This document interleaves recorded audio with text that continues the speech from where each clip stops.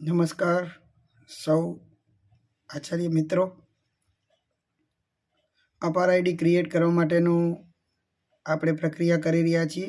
જુડાયસ પ્લસમાં સૌપ્રથમ આપણે login button ઉપર જશું.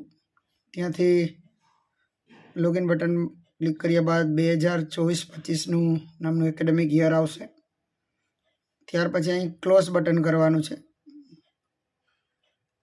આ પ્રકારે ડેશબોર્ડ આવશે અને એને ક્લોઝ કરી આપના ધોરણ વાઇઝ વિદ્યાર્થીઓને છે આપણે અહીંથી બતાવશે. બાલવાટિકા પહેલું, બીજું, ત્રીજું, ચોથું, પાંચમું જે ધોરણ હોય એ પ્રમાણે આપણે બતાવશે. અને એ બતાવ્યા બાદ આપણે અહીં વ્યૂ મેનેજ ઉપર જશું. વ્યૂ મેનેજ ઉપર આપણે બાલવાટિકાના વિદ્યાર્થીઓને એડ કરવા માટેનું અહીં એડ સ્ટુડન્ટ નામનું ઓપ્શન છે. પછી ધોરણ 1ના વિદ્યાર્થીઓને એડ કરવા માટેનું એડ સ્ટુડન્ટ નામનું ઓપ્શન છે. એમાં જે વિગત ખૂટતી ભરી અને એમાં આપણે એડ કરી શકીએ છીએ. ત્યાર પછી આપણે અપાર આઈડીની જે પ્રક્રિયા હાથ ધરવાની છે એ પ્રમાણે આપણે જો કામ કરીએ તો પહેલાં મેં અત્યારે ધોરણ 2નું ખોલ્યું. આ જીપી અપડેટ કરવાનું છે. પહેલાં જીપી અપડેટ કરવાનું. જીપી અપડેટ કરીએ એટલે તમામ વિદ્યાર્થીઓના આ પ્રમાણે ડિટેલ્સ આપણે નાખવાની છે. એમાં જે ખૂટતી માહિતી છે એ નાખવાની. કેટલીક માહિતી ફરજિયાત છે, કેટલીક માહિતી ફરજિયાત નથી, તો ના નાખો તો પણ ચાલે. એટલે આ પ્રકારની પ્રક્રિયા કરી આપણે અહીંયા સેવ બટન આપવાનું છે. સેવ બટન આપ્યા બાદ આપણે નેક્સ્ટ બટન ઉપર ક્લિક કરવાનું નથી. પાછું આપણે બેક વયું જવાનું છે. અહીંથી આપણે બેક બટન છે, આ બેક વયું જવાનું છે. પછી એવી રીતે બીજા વિદ્યાર્થીનું આપણે જીપી અપડેટ કરવાનું છે. અહીંથી બીજા વિદ્યાર્થીનો જીપી અપડેટ થાય. એટલે આ રીતે તમામ ધોરણની અંદર આપણે આ વિદ્યાર્થીઓનું સેવ બટન આપી દેવાનું, પણ નેક્સ્ટ બટન ઉપર ક્લિક કરવાનું નથી. જેથી આપણે ઈપી કે એફપી ઉપર જવાનું નથી. પછી અહીંથી આપણે બેક બટન ઉપર વયું જવાનું છે. આવી રીતે દરેક ધોરણની અંદર જીપી અપડેટ કર્યા બાદ અહીં આપણે લિસ્ટ ઓફ ઓલ સ્ટુડન્ટ બતાવે છે. લિસ્ટ ઓફ ઓલ સ્ટુડન્ટની અંદર વાત કરીએ તો લિસ્ટ ઓફ ઓલ સ્ટુડન્ટ છે એમાં આપણે એક્ટિવ સ્ટુડન્ટની આપણે અહીંયા ફાઇલ બતાવે. આ એક્ટિવ સ્ટુડન્ટની અંદર કેટલાક વિદ્યાર્થીઓનું આપણે જો અહીંયા તમે જોઈ શકો છો, એમાં તમામ ડિટેલ છે. જો આમાં નોટ સ્ટાર્ટેડ એવું લખેલું છે. હવે આ વિદ્યાર્થીઓનું આધાર વેરીફાઈ થઈ ગયું છે. જો આ લીલા અક્ષર બતાવે છે એ વિદ્યાર્થીઓનું આધાર વેરીફાઈ થઈ ગયું છે, બરાબર. પણ જેનું આધાર વેરીફાઈ થયું નથી એવા એના કેટલાક કારણો લાલ અક્ષરોમાં બતાવેલ છે. વેલિડેટ અગેન આપણે કરીએ, ધારો કે સ્ક્રોલ કરીને તમને બતાવવામાં આવું કે જોઈ શકો છો. આપણે આ રીતે જો આ વિદ્યાર્થીઓનું નામ છે, આ વેલિડેટ અગેન કરીએ આપણે, ધારો કે તો જે પ્રકારેનું સૂચના આવશે, verification failed from UIDAI. It may be confirmed that the detail of the student being entered match those mentioned in the Aadhaar. Otherwise, it may be advised to update either the Aadhaar or the school record. કાં આધારમાં update કરવું પડે, કાં school record મુજબ આપણે update કરવું પડશે. એ થયા બાદ આપણે અહીંયા એકાદું નામ આપણે લઈએ છીએ કે જેને વેલિડેટ આપેલું છે. ધારો કે આ વિદ્યાર્થી છે, આપણે કયો વિદ્યાર્થી છે એનું આપણે જરાક નામ જોઈ લઈએ. ધારો કે આ વિદ્યાર્થી છે રૂડા સચિન ડોસાભાઈ. વિદ્યાર્થીનું વેરિફિકેશન આપણે થઈ ગયેલ છે. તો પેલા વેરીફાઈડ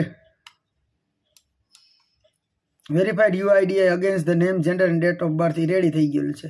તો પહેલાં આપણે એ પ્રક્રિયા વેલિડેશનની કરવાની છે. જો વેલિડેશન ના કરવું હોય, ના કર્યું હોય તો આપણે આગળ વધી શકતા નથી. એટલે એ પ્રક્રિયા આપણે હાથ ધરવી પહેલાં પડે. પછી આપણે સ્ટુડન્ટ નેમમાં સુધારો કરવો હોય તો પહેલાં આપણે અહીંયા લિસ્ટ ઓફ ઓલ સ્ટુડન્ટમાં જાઓ, એક્ટિવ સ્ટુડન્ટમાં જવાનું.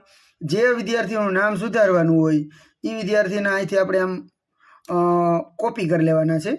આપણે PN નંબર, અને જે વિદ્યાર્થીનું નામ સુધારવું હોય તો અહીંયા PN નંબર કોપી કરી અને અહીંયા પેસ્ટ કરવાના છે. પેસ્ટ કરો. ફરીવાર જરાક જોઈ લઈએ. લિસ્ટ ઓફ ઓલ સ્ટુડન્ટમાં એક્ટિવ સ્ટુડન્ટ એના આ PN નંબર છે એ કોપી કર્યા અને જ્યાં આપણે નામ સુધારવાનું છે ત્યાં આપણે પેસ્ટ કરીએ છીએ. આ હવે એ વિદ્યાર્થી આપણે અહીંયા ખુલી જશે. જો ભણતર આપણે જોઈ શકીએ છીએ રૂડાચ આનંદી દેવાભાઈ ક્લાસ 1નો વિદ્યાર્થી. હવે તમારે જે પ્રકારનું નામ આધાર મુજબ હોય એ પ્રકારનું નામ યુડાએસમાં અપડેટ કરી દેવાનું. જો તમે 4 જ પ્રકારના સુધારા કરી શકશો. એક સરનેમ છે આગળ પાછળ કરી શકશો. એક કોઈ વિવેક હોય તો VEEVEK હોય તો VIVK કરી શકો. બાકી એથી વધારે તમે સુધારી શકો નહીં. પછી સ્પેસની મિસ્ટેક હોય તો એ સુધારી શકો.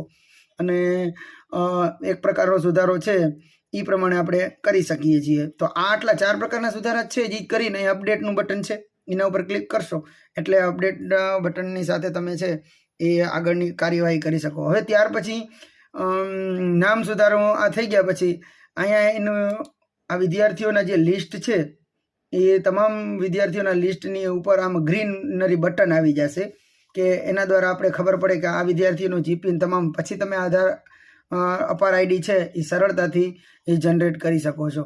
તો આટલી વસ્તુ આપણે કરીએ તો આપણે આ નામ પછી આપણે જોઈ લેવાનું એ પણ કે આમાં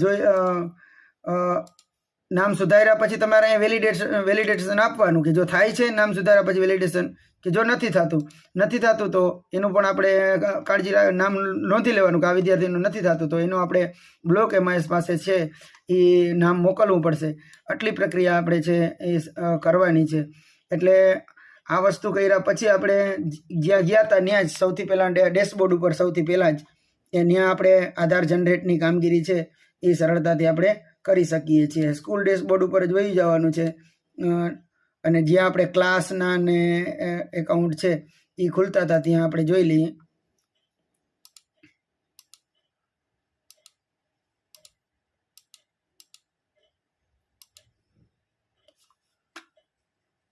અહીંથી આપણે એન્ટ્રીની સ્ટેટસની આપણે જોઈ શકીએ કે અપાર આઈડી જનરેટેડ.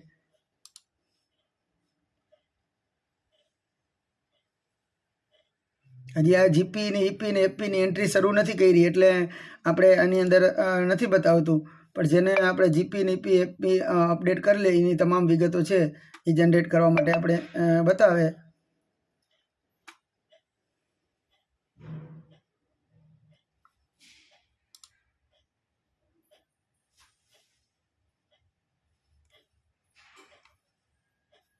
ફરીવાર આપણે ત્યાં વયા જઈએ છીએ.